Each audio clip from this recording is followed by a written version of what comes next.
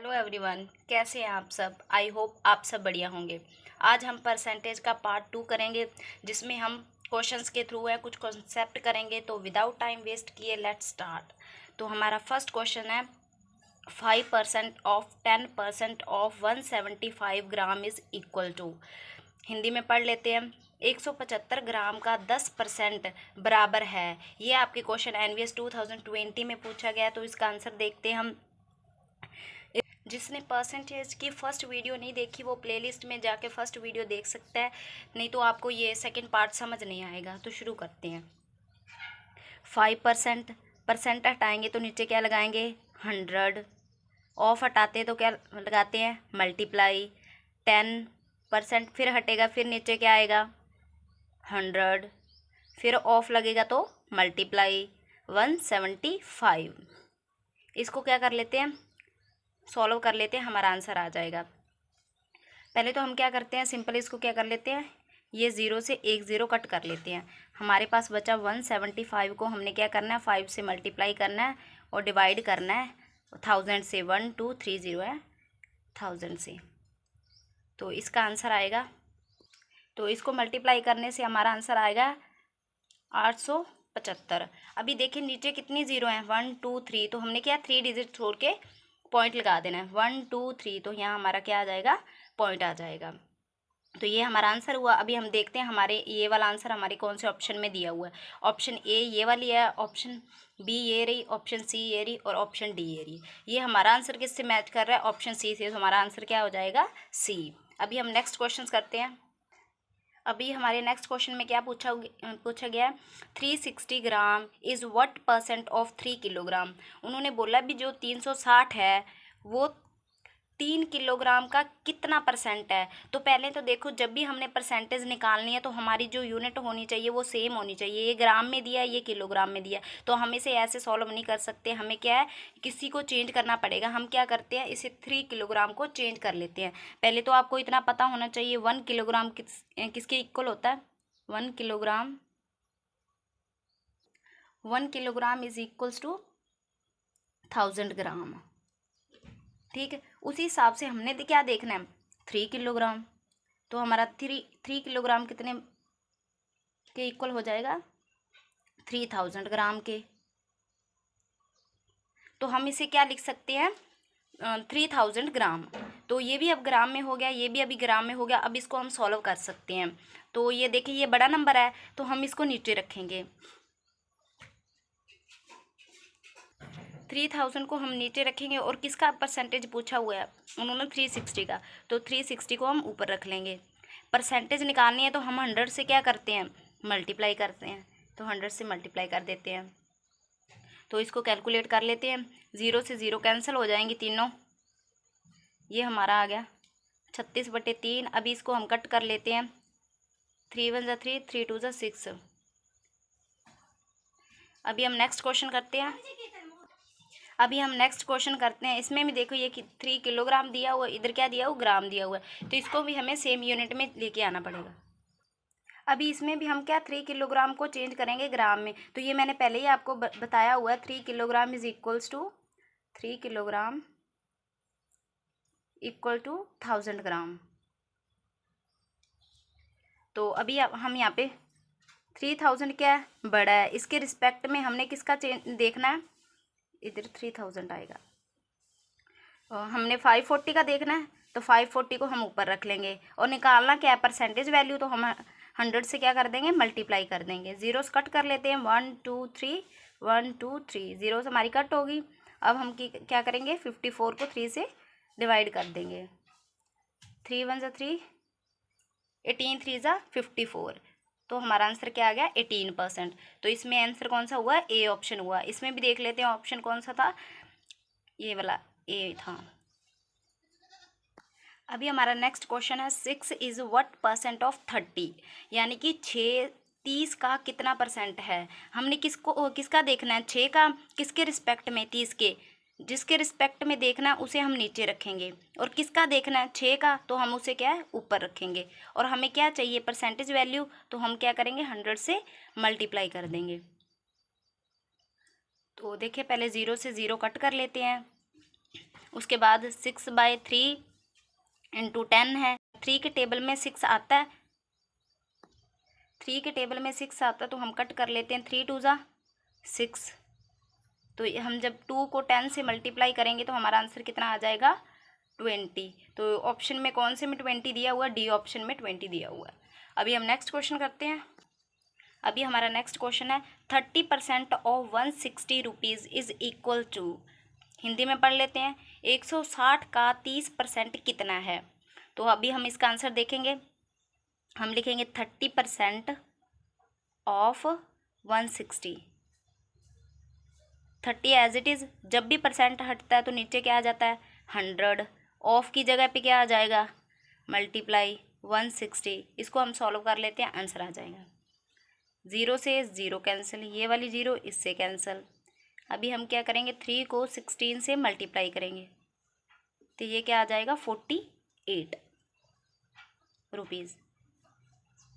तो अभी हम देख लेते हैं ऑप्शन में 48 किस में दिया? ए में दिया हुआ है, तो हमारा आंसर क्या हो जाएगा? ए। अभी हमारा नेक्स्ट क्वेश्चन है question 6। Price of bicycle is depreciated by 20% and its sale is increase by 20%। What is effect of the shopkeeper sale? अभी हिंदी में पढ़ लेते हैं। एक साइकिल की कीमत में 20% की कमी आ जाती है पर उसकी बिक्री 20% से बढ़ जाती है, दुकानदार को क्या लाभ या हानि होगी? ये हमारे न्यू टाइप का क्वेश्चन है जिसमें क्या है, जैसे बाईसाइकिल का प्राइस क्या हो रहा है? 20% से कम हो रहा है और सेल क्या है उसकी, जैसे उसकी बिक्री बढ़ रही है 20% से। मानो आपकी कोई शॉप है बाईसाइकिल की, आप क्या कर रहे हैं? आपकी साइकिल बिक नहीं रही तो आपने क्या किया? उसके जो उसका प्राइस है वो 20% से क्या कर दिया? कम कर दिया। तो उसकी बिक्री एकदम से 20% क्या कर गई? बढ़ गई। तो वो पूछ रहे हैं भाई जो शॉपकीपर है उसे क्या लाभ होगा या हानि होगी? इस केस में हम क्या करेंगे? एक जनरल फॉर्मूला है, वो फॉर्मूले से हम क्या आंसर निकाल लेंगे।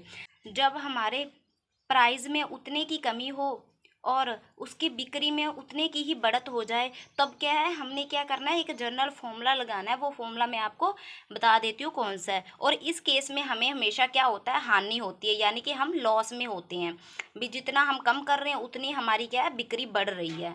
तो इसका फॉर्मूला लिख लें पहले तो आप, -x² अपॉन 100। ये फॉर्मूला है। ये माइनस क्या डिनोट करता है? यहाँ पे हमें क्या होगी? हानि होगी, यानी कि लॉस होगा। तो हम पहले क्या करते हैं? इसमें वैल्यू पुट करते हैं। तो ये 20 क्या होता है? ये x की वैल्यू होती है, तो हम यहाँ पे 20 पुट करते हैं। 20 का स्क्वायर अपॉन 100। 20 का स्क्वायर क्या होता है?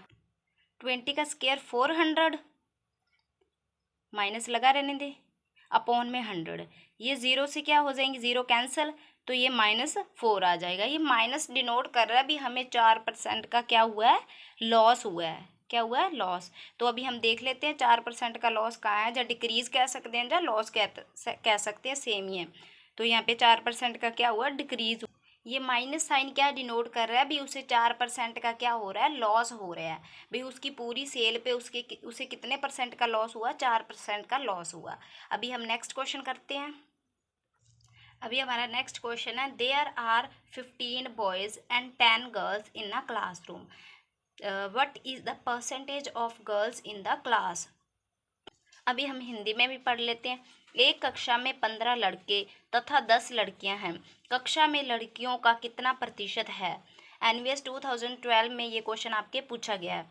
तो पहले तो इसका मैं आपको क्वेश्चन समझा देती हूँ भी। एक क्लास में 15 बॉयज़ हैं और 10 गर्ल्स हैं। टोटल बच्चे हमें पहले निकालने पड़ेंगे। टोटल हम निकाल लेते हैं भी टोटल कितने स्टूडेंट हैं। टोटल कितने हो गए? पहले हम 15 बॉयज़ को प्लस 10 गर्ल्स को ऐड कर देंगे तो हमें पता लग जाएगा टोटल स्टूडेंट कितने हैं। हमारे टोटल स्टूडेंट कितने आ गए? 25 स्टूडेंट आ गए। बट हमने परसेंटेज वैल्यू किसकी निकालनी है? गर्ल्स की। तो अभी देख लेते गर्ल्स कितनी है। साइड पे हम लिख लेते गर्ल्स कितनी हैं। गर्ल्स कितनी दी हुई है हमें? 10 गर्ल्स दी हैं। तो अभी देखिए क्वेश्चन कैसे करेंगे। जिसका पूछा है, किसका पूछा है? गर्ल्स का, उसको हम ऊपर रखेंगे और टोटल में से निकालते हैं। टोटल ओवरऑल बच्चे कितने हैं? बच्चे गर्ल्स और बॉयज़ को मिला के कितने बच्चे हैं? कितने बच्चे हैं वो? 25। परसेंटेज वैल्यू निकालनी है तो हम क्या करेंगे, इसे 100 से मल्टीप्लाई कर देंगे। अब इसको हम कैंसिल कर लेते हैं, हमारा आंसर आ जाएगा 25 चौका 100। तो हम जब 10 को 4 से मल्टीप्लाई करेंगे तो हमारा आंसर कितना आ जाएगा 40। तो हमारी गर्ल्स कितनी है क्लास में 40%। अभी हम देख लेते हैं हमारे ऑप्शन में किस में 40 दिया हुआ है, तो सी ऑप्शन में हमें 40 दिया हुआ है।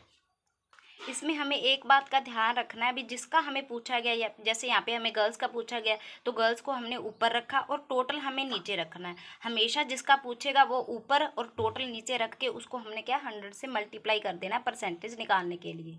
अभी हम नेक्स्ट क्वेश्चन करेंगे, क्वेश्चन 8।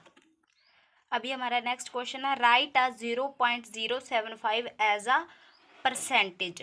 हमने क्या है, इस वैल्यू को एज अ परसेंटेज लिखना है। 0.075 को प्रतिशत के रूप में लिखें।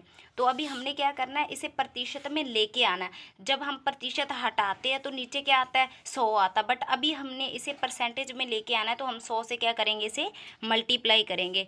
अगर जिसको कोई डाउट आ रहा है, जैसे मैं कहाँ पे मल्टीप्लाई कर रही हूँ 100 को, कहीं पे मैं डिवाइड कर रही हूँ, जिसको ये चीज़ें समझ नहीं आ रही वो फर्स्ट वीडियो देख सकता है, क्योंकि उसमें मैंने बताया कहाँ पे हमने मल्टीप्लाई करना है 100 को और कहाँ पे हमने डिवाइड करना है। अभी हम क्या करेंगे, इसको हम 100 से मल्टीप्लाई करेंगे। अब हम क्या करते हैं, इसका पहले पॉइंट क्या कर लेते हैं, हटा लेते हैं। 1 2 3, तो हम नीचे क्या लगा देंगे, 3 0 लगा देंगे। ये 2 0 तो कट हो जाएंगी, बट 75/10 रह जाएगा। तो अभी हम क्या करेंगे, अभी नीचे क्या 1 0 है, हम भी ऊपर क्या कर देंगे 1 0 लगा देंगे, 7.5%। तो ये हमारा आंसर हो गया। अभी हम देख लेते हैं ये आंसर किस में दिया हुआ है, बी में दिया है, तो हमारा बी आंसर सही हो जाएगा। अभी हमारा next question, the price of an article is first increase by 20% and then reduce by 20%। In this way what will be the total increase और डिक्रीज। किसी वस्तु के मूल्य को पहले 20% बढ़ाया जाता है, फिर 20% कम कर दिया जाता है। इस प्रकार कुल कितनी कमी या बढ़ोतरी होगी। इस क्वेश्चन में क्या है, उतना ही इंक्रीज हो रहा है, 20% ही इंक्रीज किया प्राइस में, और बाद में क्या किया 20% ही उसको क्या कर दिया उन्होंने, डिक्रीज कर दिया है। तो जब भी इंक्रीज और डिक्रीज सेम दिया हुआ है, तो मैंने आपको एक पीछे फॉर्मूला कराया था, यहाँ क्या आ जाता है -x²/100। तो इसमें हम वैल्यू पुट कर देंगे तो हमारा आंसर आ जाएगा कितना डिक्रीज और इंक्रीज हो रहा है 20% का, तो हम लिखेंगे -20/100। यहाँ पे स्केयर था, हम इसका क्या कर लेंगे, स्केयर कर लेंगे। तो 20 का स्केयर कितना हो जाता है 400, माइनस लगा रहने दें 100, 0 से 0 कैंसिल, तो ये क्या आएगा -4% डिक्रीज। क्योंकि जब भी इंक्रीज और डिक्रीज एक जैसा हो तो अब हमें हमेशा क्या होता है, लॉस ही होता है, यहाँ पे डिक्रीज ही होता है। तो कितने परसेंट का हमें डिक्रीज हुआ 4% का। तो ऑप्शन बी में इतना ये दिया हुआ है 4% का डिक्रीज, तो हमारा आंसर क्या हो जाएगा ऑप्शन बी। अभी हमारा लास्ट क्वेश्चन है, question 10। x% of 75 is equal to 30% of 50, then the value of x। उन्होंने क्या हमें 75 का x% बराबर है 50 का 30% के, तो x का मान पूछा हुआ है। इस क्वेश्चन को हम कैसे सॉल्व करेंगे, तो इसका आंसर हमारा क्या होगा, हम लिखेंगे 75 का हटाते तो क्या लगाते हैं मल्टीप्लाई, x% हटाते हो तो नीचे क्या लगाते हैं 100 इक्वल टू 30, जब भी परसेंट हटेगा तो नीचे क्या आएगा 100, ऑफ की जगह पे क्या लिखते हैं गुना, 50 को हम एज इट इज़ लिख लेंगे। अभी क्या करते हैं, इसको कैंसिल कर लेते हैं, हमारा आंसर आ जाएगा। कैंसिल हम कैसे करेंगे, इसको हम पहले लिख लेते हैं, इस 100 को हम परली साइड लेके जाते हैं, 75 इंटू एक्स, ये 100 इधर डिवाइड हो रहा है, परली साइड जाके मल्टीप्लाई हो जाएगा, 30 इंटू 50/100 तो था ही, ये 100 जाके इधर मल्टीप्लाई हो जाएगा। तो ये 100 से 100 क्या हो गया, कैंसिल हो गया। तो हमारे पास क्या बचा 75 into x is equals to 30 into 50। अभी देखिए ये 75 इधर मल्टीप्लाई हो रहा है, इधर आके क्या हो जाएगा डिवाइड, तो हम क्या एक्स की वैल्यू निकाल लेंगे, x is equals to 30 into 50/75। अभी हम इसको कैंसिल कर लेते हैं 25 के टेबल पे, 25 दिया 75, 25 दूना 50, 3 के टेबल पे ये 10 पे कट जाएगा, तो ये आ गया 10 × 2। तो जब मल्टीप्लाई करेंगे आंसर कितना आ गया 20। तो हमारे एक्स की वैल्यू कितनी आ गई 20। तो ऑप्शन में देख लेते हैं किसमें 20 दिया है, और डी ऑप्शन में हमें 20 दिया हुआ है। यहाँ पे हमारा परसेंटेज का पार्ट 2 कंप्लीट हुआ। आई होप आपको वीडियो अच्छी लगी होगी। Thank you.